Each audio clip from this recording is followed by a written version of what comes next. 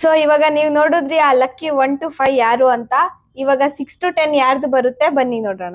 Okay.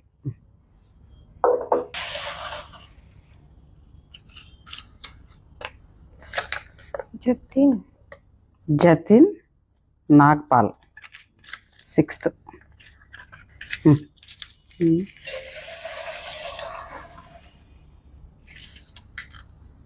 Saraswati 7.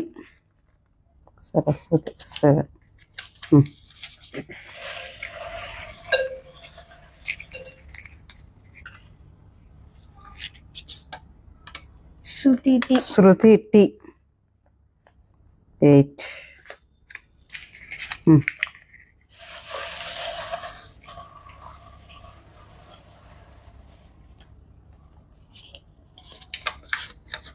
Suman